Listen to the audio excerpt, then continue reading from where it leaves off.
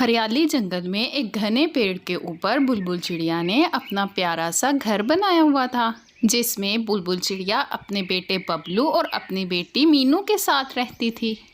जंगल में बहुत सख्त झुलसा देने वाली गर्मी पड़ रही थी। चिड़िया अपने घर का खर्चा चलाने के लिए जंगल की सेठ चिड़िया के घर काम करती थी। सेठनी चिड़िया बहुत अच्छी थी, वो बुलबुल चिड़िया के साथ बहुत अच्छा सलूक करती। मेम साहिबा, मेरा सारा काम हो गया है, अब मैं जाऊं? हाँ बुलबुल, ठीक है, तुम जाओ। ऐसा करो, फ्रिज में बिरयानी पड़ी हुई है, अपने बच्चों के लिए ले जाओ। बहुत बहुत शुक्रिया मेम साहिबा। बुलबुल चिड़िया बहुत खुश होती है। वो फ्रिज में से बिरयानी निकालकर शॉपर में डालती है। आज चिड़िया घर जाते हुए बहुत खुश होती है, क्योंकि बिरयानी चिड़िया के बच्चों की फेवरेट होती है। मामा चिड़िया और बच्चे मिलकर बिरयानी खाते हैं। मामा, बिरयानी बहुत मजे की है, सुबह भी मैंने यही बिरयानी खानी है। ठीक है बेटा, आप अभी खा लो, बाकी हम सुबह के लिए रख देंगे। खाना खाने के बाद मामा और बच्चे तीनों सो जाते हैं। जो उठ जाओ, देखो सुबह हो गई है, नाश्ता कर लो, मैंने फिर काम पर भी जाना है। मामा, मैं तो उठ गई हूँ, देखो बबलू भैया नहीं उठ रहे और उनका जिस्म भी बहुत गर्म हो रहा है। अरे ये क्या, बबलू को तो बहुत तेज बुखार हो रहा है। मीनू बेटा, आप भाई का ख्याल रखो, मैं अभी डॉक्टर चिड़िया को लेकर आती हूँ। और फिर मामा चिड़िया जल्दी से डॉक्टर चिड़िया को बुलाने चली जाती है। डॉक्टर, मेरे बेटे बबलू को बहुत तेज बुखार हो रहा है, आप जल्दी से मेरे साथ मेरे घर चलें। अच्छा, मैं तो खाना बना रही थी, मैं अभी चूल्हा बंद करके आती हूँ, तुम चलो। बबलू को तो बहुत तेज बुखार हो रहा है और उसके जिस्म पर लाल रंग के सारे फोड़े निकल आए हैं गर्मी की वजह से। बबलू के लिए गर्मी को बर्दाश्त करना बहुत मुश्किल है। तुम ऐसा करो, बबलू के लिए एक एसी लगवा लो, नहीं तो बबलू की हालत और ज्यादा खराब हो जाएगी गर्मी की वजह से। बुलबुल चिड़िया अपने बेटे को इस हालत में देखकर बहुत परेशान हो जाती है।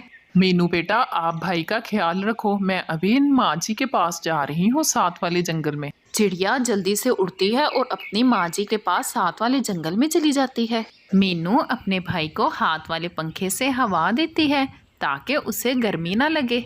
बुलबुल बेटा, खैर तो है, इतनी गर्मी में दोपहर के टाइम तुम यहाँ आई हो। माँ जी, क्या बताऊं, बबलू को बहुत तेज बुखार है। बुखार की वजह से उसके जिस्म पर सारे दाने बन गए हैं। डॉक्टर ने कहा है बबलू के लिए एसी बहुत ज़रूरी है, नहीं तो बबलू की तबीयत और ख़राब हो जाएगी। आपके पास कुछ जमा किए हुए पैसे हैं तो मुझे दे दे, मैं आपको वापस कर दूंगी।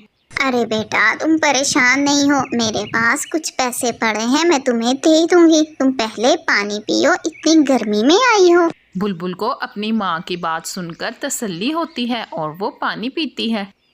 माँ जी अलमारी में से अपने जमा किए हुए पैसे निकालकर बुलबुल चिड़िया को दे देती है।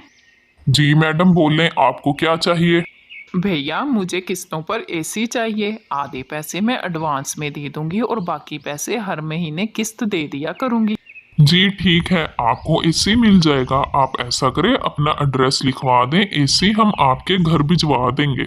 चिड़िया दुकानदार को पैसे देती है और बहुत खुश होती है। ऐसा करती हूँ, घर जाते हुए मिठाई ले लूँगी। माँ जी कहती है सबका मुंह मीठा करवाना चाहिए। कबूतर चचा, 1 किलो गुलाब जामुन दे दे मुझे। अरे बुलबुल, कहाँ गायब थी? बड़े दिनों बाद चक्कर लगाया तुमने। जी, गर्मी ही बहुत ज़्यादा है, गर्मी की वजह से घर से निकलने का दिल ही नहीं करता। बुलबुल चिड़िया सब पक्षियों को अपने घर बुलाती है। अरे चिड़िया, अब एसी दिखाने के लिए अपने घर बुलाया है तो एसी चलाओ तो सही, इतनी देर से हम गर्मी में बैठे हुए हैं। कव्वी बहन, आप गुस्सा ना करें, मैं अभी एसी चला देती हूँ। और फिर चिड़िया अपने घर का एसी चला देती है। सब पक्षी एसी में बैठकर मज़े से गुलाब जामुन खाते हैं। मामा, मजा आ गया मुझे तो गुलाब जामुन खाने का, एसी में बैठकर ऐसा लग रहा है जैसे सर्दियां हो, इतना मजा आ रहा है, ठंडा ठंडा घर। जी बेटा, तुम्हारा जब दिल करे तुम हमारे घर आ सकते हो एसी में बैठने।